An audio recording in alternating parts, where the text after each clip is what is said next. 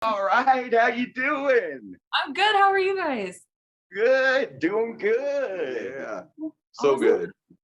I have to be honest with you guys. Like, I have talked to some pretty big names lately, and I'm gonna like pat myself on the back here a little bit. The reason that they give me these interviews is because I don't get starstruck or fangirl about anybody. I'm just like, you're just a person, and we have I get these people to open up where other people get, kind of like starstruck.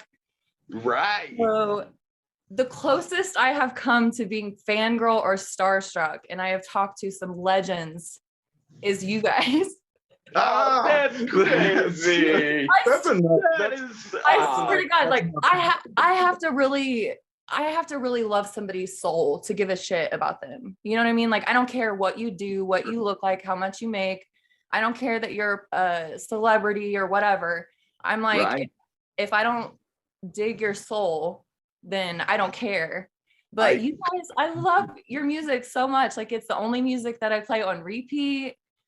Oh my that God. is the coolest. I mean, my God. You know, it just like not to go off on too much of a tangent, but we both love your writing. So it's like getting to do this with someone whose art that we really respect. It means a lot to us. You know, this is yeah.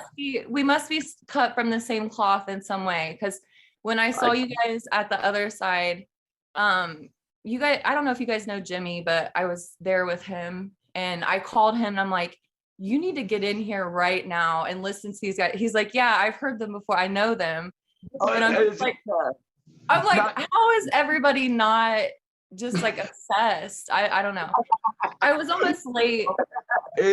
I don't know. The people that we've come to meet they've been some special souls, people who seek things. So I don't know.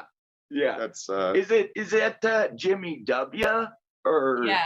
Oh yeah, dude, I love that guy. Love that guy. We haven't seen him in a while, but it's such a sweetheart. Mm-hmm. Yeah. Well, I was almost late because I was trying to remember what song of yours where it's something about like your head or your mind.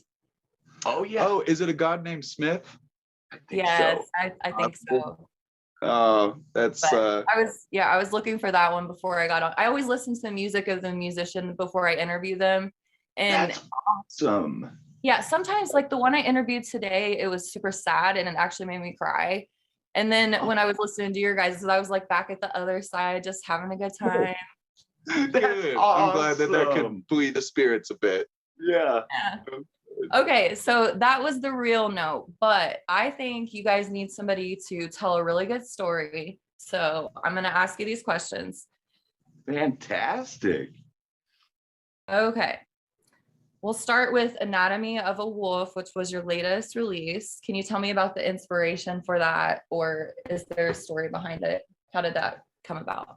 It really came about. So our friend Justin, who runs that Fangirl magazine, we have been in contact with him before they had started that up, and we were going to be like the third or fourth issue, and he ended up hitting us up because the band that was supposed to be the second one kind of fell through.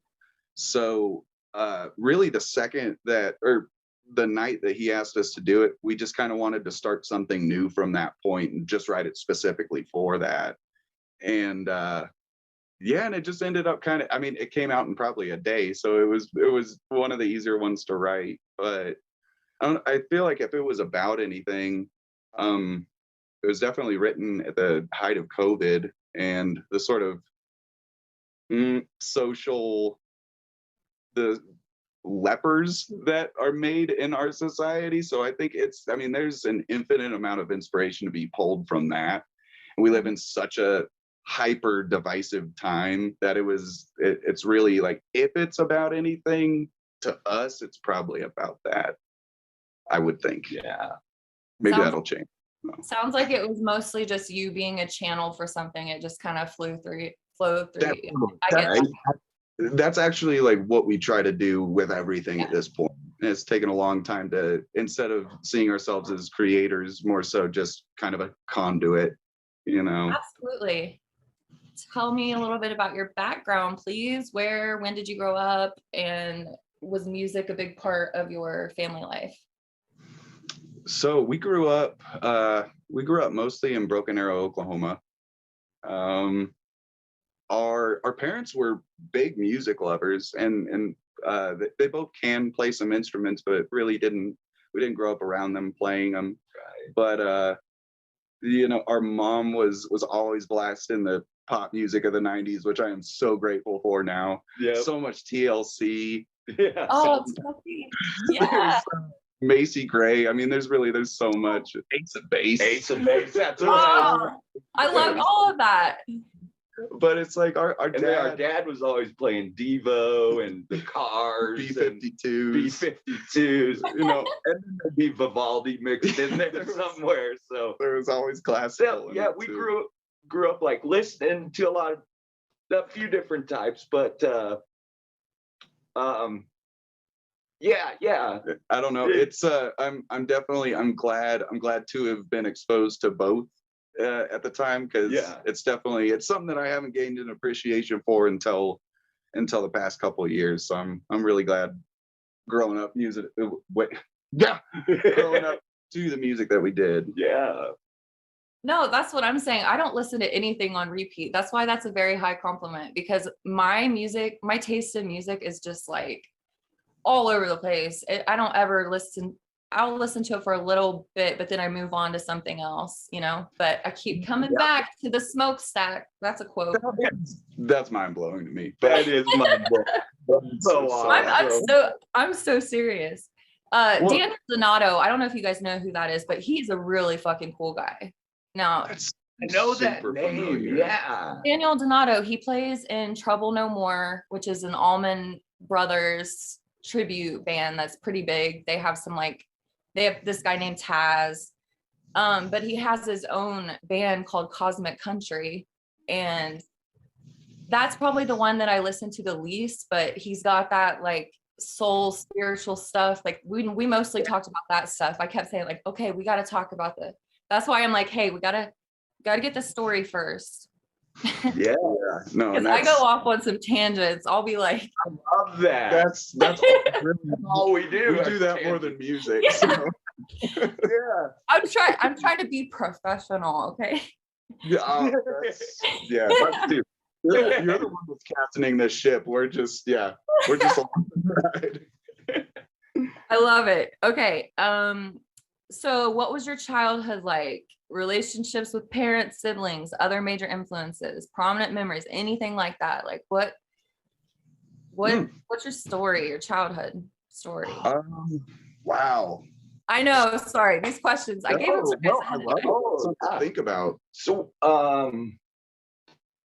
Tulsa, where we were in Tulsa it was like a suburban area. Yeah, it was a nicer, well, it was just a suburban area, and we grew up mostly playing sports like baseball and basketball and football, and had a lot of energy as kids. Yeah, so we were both really passionate about sports as kids, and Oklahoma was I don't know, it's so different because we moved here whenever I was 14, and it was such a different world. The rhythm of the region, the way people interact with each other, it was so different. So moving here was a bit of a culture shock. It really was. Moving where? Sorry, to Denver? We moved to Lakewood first whenever we came up here and lived. I used to live in Lakewood. What was that? I used to live in Lakewood. Did you really? Yeah, See? all over Lakewood. Yeah. Dude. I lived in like little apartments and in random places. The last place I lived was a little boutique apartment, but it was like 1 bedroom, $750. And it was by Columbine. It was kind of like over in that, like really far that way, whatever way that is in Lakewood. But anyway, yeah, I know what you mean about the different rhythm, I've lived there, all over there. I grew up in southeastern Ohio, which is like Appalachian Mountains. And then Beautiful. Now I live in Nebraska, which is It's the good life. it. You know what? There's so much untapped potential here. It's like uncharted territory. You know what I mean? Yep. Yes. I know You guys exactly. are coming back, right? You guys are coming back in February. February with El Jefe. Yeah. So, I was talking to Vic, and I'm setting up, I'm like hosting my first live show right now. This guy, Matt Butler, I'm bringing him in. And I was talking to Vic about it because I don't know what the fuck I'm doing. And I really don't. I'm just like winging it. And so I was like, I'd like to get Smokestack back here too. And he's like, they're coming in February. So we've already got plans to meet up and all that. But That's awesome. And honestly, Nebraska has such a special place in our hearts and has for a long time now. It was the first place we got to play outside of Colorado, and it was either Pawnstock or McCook. And I feel like I don't know. I feel like we're almost more of a McCook band than we are a Denver band in many ways. At least where our heart is. So it's love Nebraska, love Kearney. So what's your connection to there? How did you get to Nebraska? We actually, our friend Breezy, she's been in music ever since we knew her in high school. She had moved from Lakewood to McCook, and she was just playing in a couple bands around there and met Vic. And there was when they were doing 2 pawn stocks a year, it was the Labor Day pawn stock, and they just kind of had an open spot, and we just happened to be somebody who made music. And so he just kind of had us out, and I don't think there's been 1 year since then that we've ever expected to be invited back, but it's just happened. And it's like the one place where even if we didn't play it, not gonna miss it. Like we can't miss it. It's like Christmas, New Year's, everybody's birthday all wrapped up into one thing. And it's just can't miss it for anything. I remember the year I moved here. So it's a whole other story, and this story is not about me, but I got a divorce, moved to Nebraska. And I remember that year, the first place I went was the other side. It was kind of like, I was just like, what the fuck's going on in my life? I had my daughter. It was just this whole thing. And I go to the other side, and it's the first place where I felt like family and friends. And so that year they told me, you would really like Pawnstock. You have to go to Pawnstock. And I've never been. I still haven't been. So you're gonna fall in love. You're gonna. Oh man, you're gonna go this year? Oh yeah, absolutely. Especially after I went to the mini Pawnstock at the other side. I was like, with the Peculiar Pretzelman is why I went there, because they're so fascinating to me. They're unbelievable. They are. I'm like, how are they not? How are people not obsessed with them? And then you guys were playing there too, and I was just like, okay, I'm definitely going this year. Honestly, and we have that same feeling about whether it's the Pretzelman, Hoot and Hollers, Whiskey Dick. I mean, Reverend Deadeye, Johnny V. There's so many. Most of our favorite musicians we've met at Pawnstock, which is crazy that so much of it has come from one place. Yeah. But it's just like I have that same reaction where like I don't know how everybody doesn't know the Pretzelman and how awesome they are. Or same with Johnny V. Any of those guys. I don't know, but it kind of makes it more special. It's so special. And this whole idea of liminal space has been stuck in my head for years. And then I come here, and this is actually the middle of the country. It's as close to the middle as you can get. It's the middle of the middle. And then it's like all of a sudden everything makes sense. Like all these people that I was meeting. Yeah. Just everything, it kind of all added up to like, I need to start an art and music publication because there's so much untapped potential here. There is. And to see somebody doing it on a grassroots DIY level, that to me is just infinitely cool. And it's just, there's like you said, there's so much potential to do it. So to just see people doing it, it's an awesome thing to be able to see. I'm glad you're doing it. Yeah. Thank you so much. When did you start playing music? Like, when was your first live performance? And our first live show, or Pawn Stock, you just said. Or that was our first that we had ever played out of Colorado. Our first show, I was 17, so my goodness, I'm going to show my age here and my lack of math skills. That had to be like 2009, I think. Where was our first show? Jezebel's. Yeah, our first show. Yeah, we ended up getting kicked out of it at the end. It was a brawl. Why? Of a brawl and got thrown out, but that was a long time ago. Yeah. It's called Jezebel's. I love it. What's Jezebel's? It was Jezebel's Juke Joint and Brothel. Yeah, at the time. It was a brothel. Right. Yeah. Like no actual brothel business. Yeah. So I feel like that's false advertising. It was right false there. advertising. I'm like, holy shit, story jackpot. Great. No, but I that was, I guess, it wasn't exactly an indication of everything that would come over the next, I don't know how many years it's been, but it was a taste. It was a taste. It was a taste of some Dionysian festivities, I guess. Yeah. Do you remember what the fight was about? Oh yeah.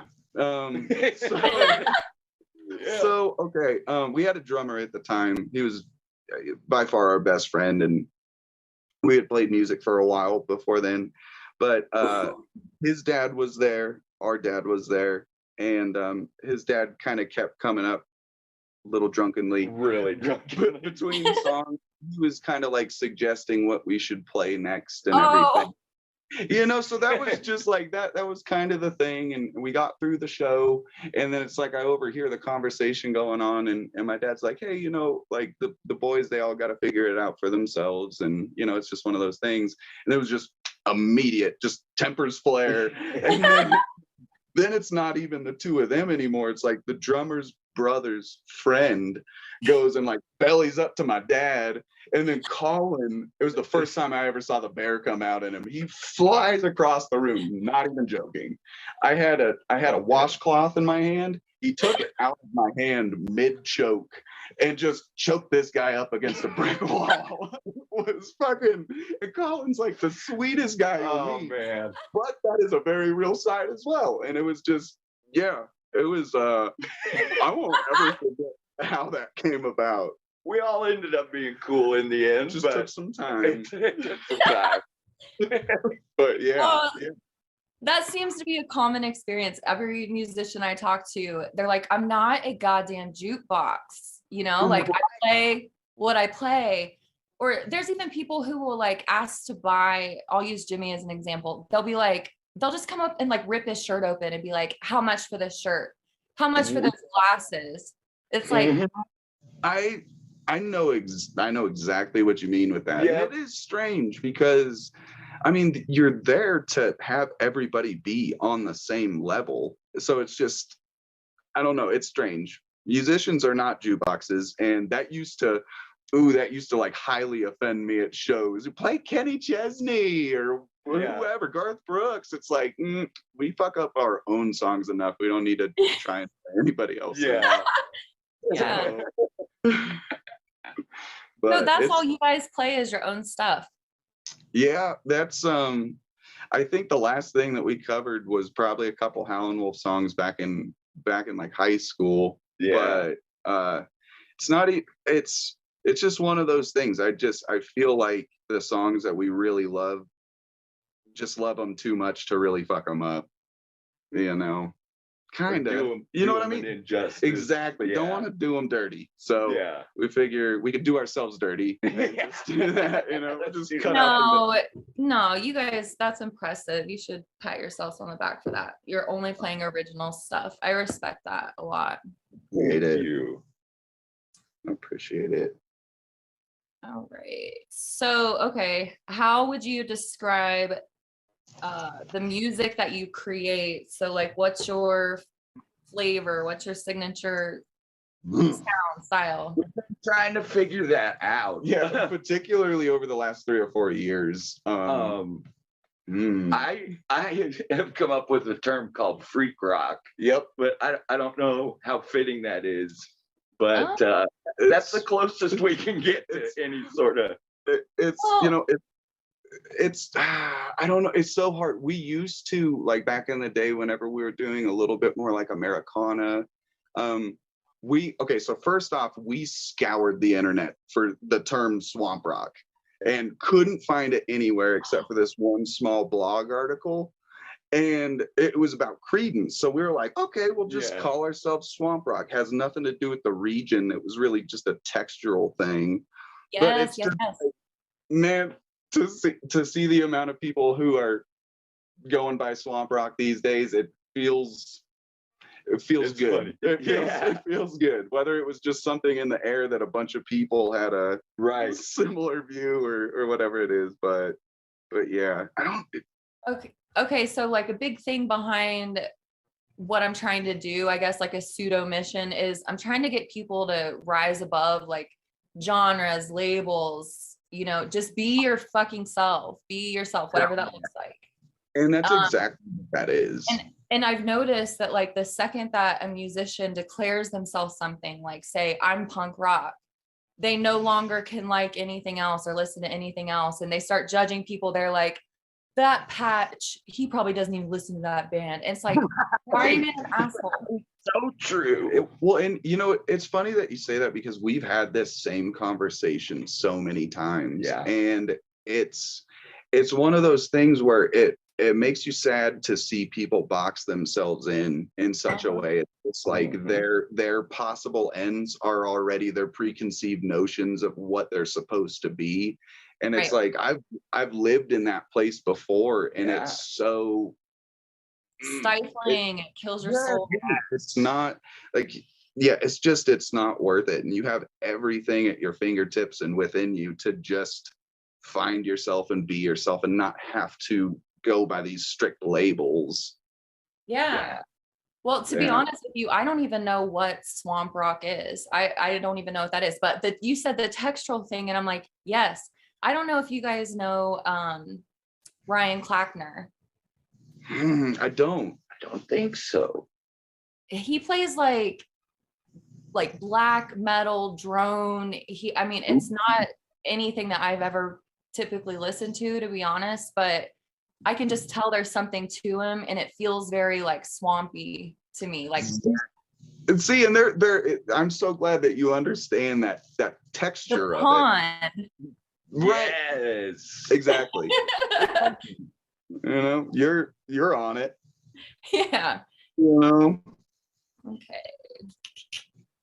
Who influenced you? Well, you kind of already told me that, but do you have any more musical influences? Yeah. At first, Jimi Hendrix was really what got me into guitar, and then we learned a lot of Jimi Hendrix's influences, like Howlin' Wolf, and whether it was Muddy Waters, Lightning Hopkins, and then all the way back to Son House and Fred McDowell and Reverend Gary Davis. Like, that was really, I think, where both of us kind of fell head over heels for music, even though like both of us falling in love with music was in two completely different spaces. Like, we didn't, like, he kind of had his own world and learning guitar and loving music, and I had my own world. And then it just so happened, like, when we shared a room, when we moved up here to Colorado, like, we had a lot of the same loves in music, and that's really what kind of got us to bond with in music so much. Whether it was Ray Charles or there's so many. So many. I love that. Yeah, I don't think until the last 3 years that we really listened to anything past 1976. So it's been but see, that was the narrowing that I was looking at music with. Yeah. So it's fresh ears these days. Yeah. So that kind of goes along with a couple questions I know I had. Like, what are the differences in your two worlds? How are you different? How would you describe your different personalities? What's the age difference between you two? All of that. So I am 33. Cameron's 30. You know, what would you say? so Colin is far more of the asymmetrical thinker. I mean, I'll take it. I'll take it. No, so it's like I feel like Colin has added way more of that Dionysian side of us that's really, I mean, both whether it's like music that we've come across or different doors that we've stepped through, like creative wise, like he's kind of been the sort of big shifter in it, whether he wants to admit it or not. I'm the kind of more of the like toe the waters every day, just kind of see inch by inch. But yeah, and it's like Colin's been on a Sid Barrett and early Pink Floyd kick for like years. Yeah, a couple of years now, and that is such a wonderful rabbit hole. That is, yeah. And I've come across. Have you ever heard of Daka Braka before? Oh, they're beautiful. They're a Ukrainian band that I found a couple of years ago. And there's Daka Braka, and then there's Doc Daughters, who are both equally as amazing. But it's just, I don't even want to say bizarre, but it's got a surreal beauty to it that's so different. It is just them. So yeah, definitely been stuck in some holes that are maybe different, but they're adjacent. That's a good way to put it. We can still see each other. Yeah. Now you just give me a couple rabbit holes to go down. So I appreciate that. I love a good rabbit hole. Oh, same here. Same. Discovering new music that you love, there's nothing like it. Yeah, that's what I say. I don't listen to a lot of things on repeat because I'm just like listening to who they influence and who who, I just go back and back. I found some really cool music that way. That's nothing like it. Yeah. So what's the dynamic? Okay, so first of all, I'm 34. My sister is 32. So we're 2 years apart. In different stages of our lives, we hated each other. I mean, I'll just be honest. It was always like when she was in junior high and I was in high school, or when she was in high school, I was in college, when we couldn't really relate to each other's experiences very much, we had really bad fights. But we're so opposite. I'm probably more of the, would you say, asymmetrical thinker? Yeah, I'm just like, sometimes to a detriment, I'm just like, let's burn shit down and recreate and get going and flowing. Yeah. I get that. I like, okay, I get that. And my sister's very much, so I'm like the creative, kind of eccentric one out of the two of us. She is the math, logical, careful, and so we were just so opposite that we never really competed for anything because we always wanted different things. We fit together, we got along, we always had each other's backs, but there were times where we couldn't stand each other and we fought really bad. So what is the dynamic between you guys? Have you just always been best friends, or? When we were really young, we were super close. Always played together, played in the woods nonstop. That was like our favorite place. And it was really this kind of the same situation though. Like as we grew up, the difference of 2 or 3 years is a big difference. So it was like there were kind of points where Colin was just growing up and his friends were a little different than my friends. And so we kind of split off around middle school or so. And then really, like, whenever we moved up here to Lakewood and we lived with our aunt, which we hated every moment of, but it was like in those, we needed it. And it's really what like bonded us together was that. Yeah, it was the first time we ever shared the same bedroom. So, and we couldn't stand our aunt, so we never left our room listening to music. That's really what got us playing guitar together for the first time, was being forced in that room together. Oh my God. So I love it. You guys like became friends after you were a little bit more developed and you knew who you were a little bit more. Exactly. I want to know why you hated living there, but I got to tell you, not to bag, because I don't have any resentments at all, but my childhood it was a little rocky. I'll be honest with you.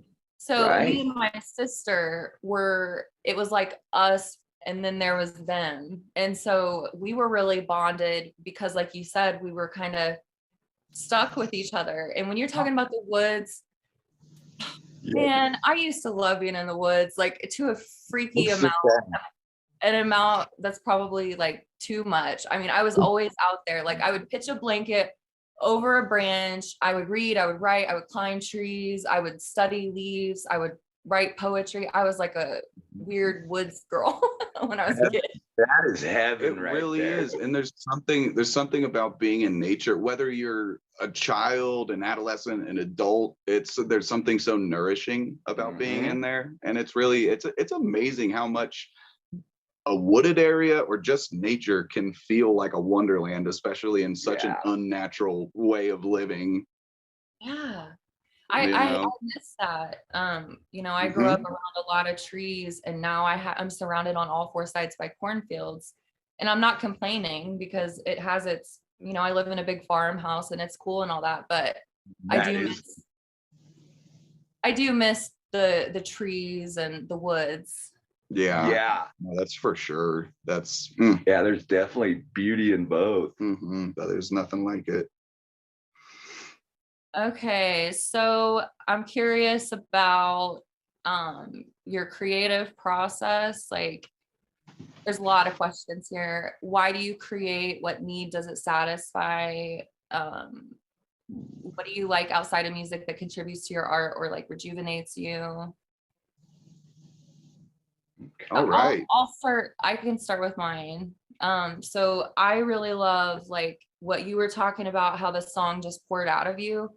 I love whenever something comes through so clear that I just can't focus on anything else. I'm just like right there, I love that.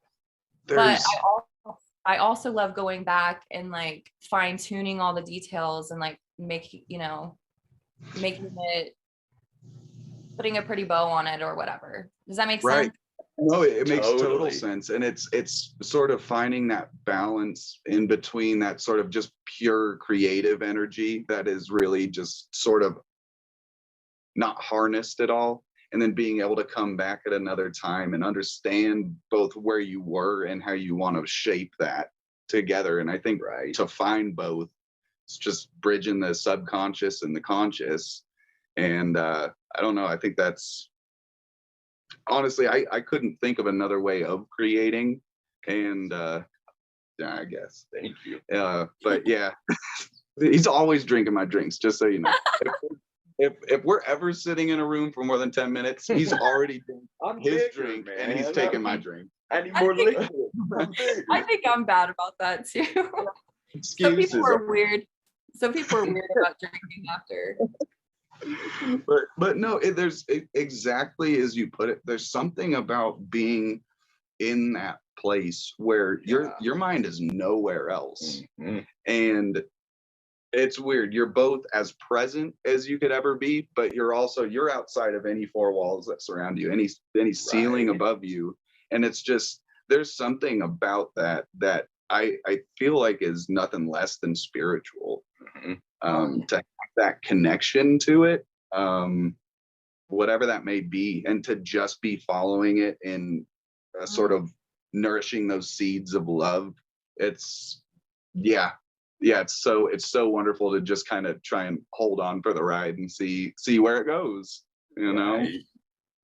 And to be honest, it's not always easy to stay there. Like sometimes I fall into the river or out of the river, however you want to look at it. I don't know. And then I get really depressed because I remember what it felt like and I'm not there. And then I hit the flow again. And I'm just like you said, hold on as long as you can because it's a ride.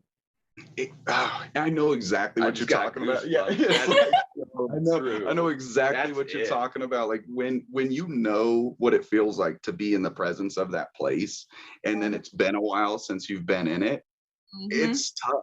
It's tough to put it very. So it's like, and life happens. Things take you away from your art, or whatever your passion is. And it definitely happens, but it's just like whenever you have those moments of where you're able to step into that again, and you just hold on to it. Yeah, hold on to it as much as you can. You know, it's I know exactly what you're talking about. Like, this is something that we've actually struggled with a lot over the past few years, is if we've been outside of a cycle of like daily, whether it's experimentation or writing or pulling things apart, it's been hard. It's been really hard to stay in a good mental place without that. Do you know how amazing this is? Okay, so this is my favorite conversation, but I want to eventually write a book, because every single creative that I've talked to, and I made a commitment to myself. I'm doing at least 2, but really I'm doing like 4 or 5 every weekend. I'm just like, that's awesome. I just saw you say that, and I think that's perfect to hold yourself to goals like that. Well, this has been the first, this is like it's going to be something. You know what I mean? I'm trying to stay as present as possible, but I'm starting to come to the conclusion that like, I need to write a book, because all of these people from all walks of life, all different generations, different regions of the country, like different musical influences, we all have this same common experience that we're talking about. Yes. And it feels very isolating and depressing and dark sometimes, because other people that aren't tapped into it, they're just so numbed out that they don't know what they're missing out on. So it's like, if you can feel really, really good, you can also feel really, really bad, right? I couldn't agree more. It's so true. And for as much as I wish that everybody could experience that same place, unfortunately, they won't. But it's so wonderful to be able to actually talk about what that place is with other people who have been there.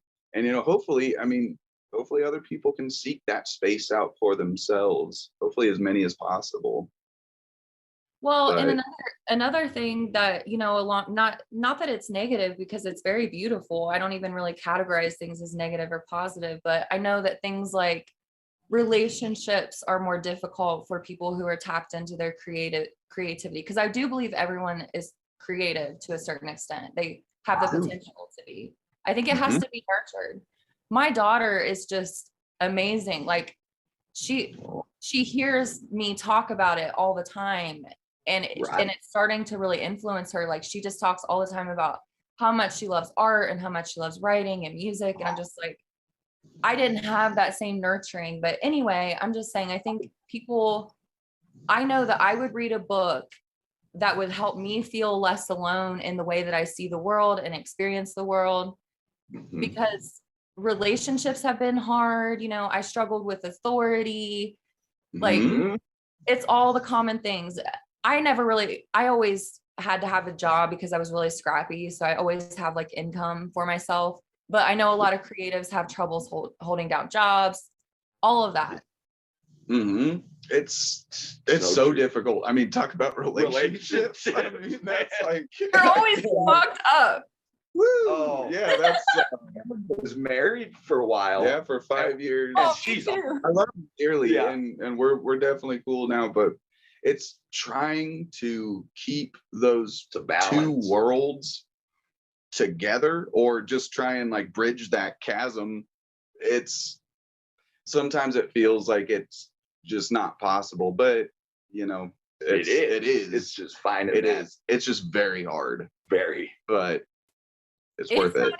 It's not even easy. I'm to the point in my life now where the relationship, we have the potential to merge the two worlds, where everything about our vision and our goals and our skill sets and our creativity style and all of it is like so in line and perfect. And you can't keep the balance thin. Like, right, exactly. And that's an ideal like dovetailing of fate. And that's still like, you go sideways at any time. And people are complicated, and that's one of the reasons why they're so fascinating. But man, they can make life have a lot more suffering than needed. Just saying. Oh man, I've been through the ringer in that area, that's for sure. But yeah, the more people I talk about or talk to, the more I realize that like, oh, all of us have. So, you know, Right. we're not toxic, like dating toxic and No, narcissist and all no. that. It's just that people are crazy. Yeah, they are. We all are in We all are different- crazy. Yeah. But it And- makes you feel less crazy knowing that everybody else is crazy, you know? So you Yeah. might as well be happy about it and just do it. You know? Damn right. No, Proud to I be hear crazy. you there. Yeah. Yeah. Yeah. Wear that crazy. Wear it. Yeah. Yeah, that's where I'm at too. Mm-hmm. That's all we have. Yeah, I did the whole, I had a house in Ohio. We were making good money. We had the whole white picket fence. We were together for like 10 years. We had a kid. We were killing it from the outside. But the thing is, he's a musician and he never pursued that. And so it's the typical like angsty musician that needs to express himself. Mm-hmm. Yeah. And same with me. I was going through a lot. So there was like a lot of poetry that was just like flowing out of me, you know, Right. like I had no control over it. But in terms of like having some sort of like mastery over it, I was just doing whatever, you know. But anyway, so yeah, crazy divorce. I moved across the country. He lives in Lincoln. Now we co-parent. I never imagined having this life. But Right. everybody I talked to, a lot of people didn't do what I did, which was like do the right thing, you know, get the whole check the boxes and all that. But one Very thing true. that we can all relate on is this period of like not knowing who you are and pretending to be somebody else, and then shit hits the fan. Yep. It's so true. It's so true. And it's one of those things that you can only find out through walking through that fire yourself, putting that time in your life and understanding that. And it's like, it's so funny because it's to say, you know, be yourself is so much easier than what it is to find who you are. And Yeah. it seems like maybe the most important lessons that you learn are the ones that are really shitty feeling at first, you know? But you find yourself through it and you find what matters to you, what is meaning for you in life. And that's always going to be awesome, you know, even if it sucks. Yeah. No, I think that that's where that whole, like what I was talking about, where I'll just burn stuff down. You know, when I was younger, I craved like a leveling up of sorts. You have to like burn stuff away to like get down to what you really are, who you really are. So I would just do it. And my thing is like, I always move. I'll just move to a different place. I'm like, fuck it all. I'll start over. And this time I bought a house in the middle of Nebraska and I'm staying put. I was talking to this guy and he's like, what that is, that was your creative spirit. That was like, because that's what creating is, right? He's like, you can give it a container. You don't have to make heads roll just to create. So I'm trying to like get the container. I got the house and I'm like all the jobs and I'm trying to like stay put without picking up and moving and burning everything down. I don't know if any of that makes sense, but that's Totally makes sense. And that's it's hard because there's always something refreshing, especially in growth, to a complete reset. And that's why I understand like the moving. That's a complete reset. It's a new space, new life. And it's like there's great things to that, but to also see where your roots are planted for now and make sure that space is exactly what you want it to be. Like it's harder, but it's worth making that your home. well, that's like really validating. I didn't expect it to be, but yeah, that's kind of what I'm doing. I'm trying to put down roots and I'm here for a reason. It's so crazy how I got here, but I'm just like, okay, this is where I'm staying. Yeah. Life is wonderfully crazy. The twists and turns that fate, it's something to really behold that beauty. It is. And hey, if I wouldn't have been here, then I wouldn't have met you guys. So that's cool. See, we're all meant to be here in this same space right now. Well, I guess two different spaces, but essentially the same space. We're here. Yeah. We're here together. Yes. Yeah. Okay, just a couple more things. What has been the most memorable or proudest moment so far? Most memorable. Ooh, we both have terrible memory, so that there is that. I'm not doing anything. Because you're so present. It would be. Look at that. It's honestly, I should probably just sidebar any pawn stock memories because that'll be its own thing, which would probably be the majority of the most memorable. I'm trying to think is because pawn stock is always, at the forefront of our memories. As far as one that was just very out of the ordinary, we played Mira. Sorry. I have a dog. Yeah, we got a puppy, and she's attention. Oh man, she's a ball. She's a ball of everything. But we played this show. I think it was like 2018, 2019. We went out to San Francisco. We were playing this. It was a benefit for dogs. Oh, yeah. And Emmylou Harris. Yeah, right. And Emmylou Harris was on the bill as well, so we were opening for her. And granted, we had never heard of Emmylou Harris before, and that was kind of funny because it seemed like everybody and their mother did except for us. But so what it was it was like this big, like fancy, it was a ball in this big like art studio that was a couple different levels. So it was like, we show up at our load-in time. We hadn't showered in 3 weeks. We were past our last pairs of clean clothes, like well past them. And I remember sitting in there and we had everything loaded in, and then we start seeing everybody start showing up, and the women are all wearing like beautiful dresses, beautiful heels. The guys come in nice suits, and I just had to keep checking the marquee to see that it was actually us on there. And it was very surreal. Like there were stage managers. People helped us move our stuff. We were on the road with my dog Collie at the time, and they gave her like a big bag of dog food. It was it was just everything about it was so different than anything else that we've experienced, that it was just it's like walking on the moon for a night, for sure. It was bizarre. Yeah, fun. But they made us pay for beer, and that's like, come on. Oh, come on. I'm sorry. I'm not here to bitch about it. I'm just saying, come on, it's a fact. It's a fact. It's like $14 for a beer. I guarantee you she wasn't paying for beers. She wasn't. No.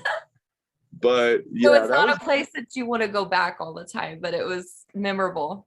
Exactly. It's nice to take a trip to some unknown places, but don't want to live there. Yeah.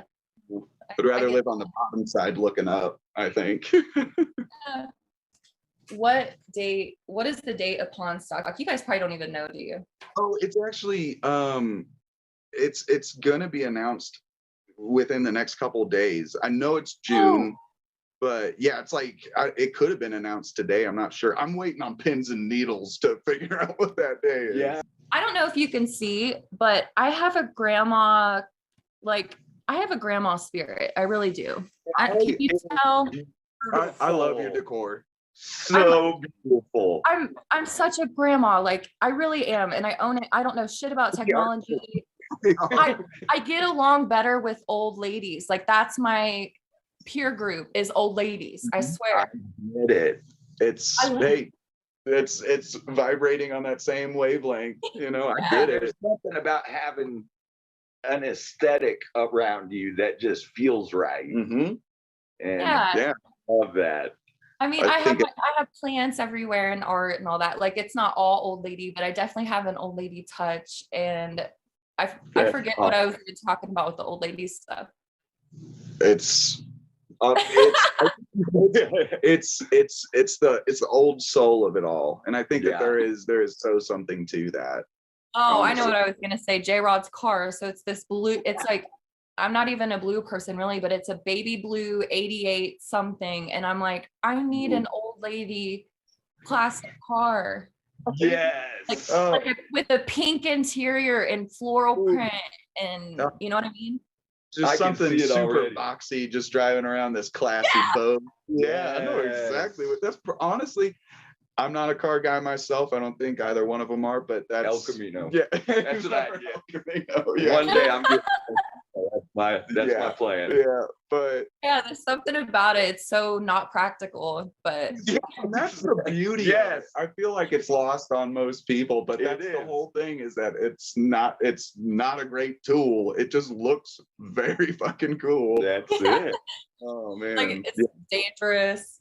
Yeah, exactly. Yep. But like you said, not practical whatsoever. J-Rod has the best cars I've ever seen. He does, Matt. Yeah. That's all right. Well, thank you guys so much for your time. And thank you so much, Candice. You are the best. Yeah, I'm so glad we got to talk. Me too. Yeah, we'll be in touch. Okay. All right. That sounds great. Bye. Bye.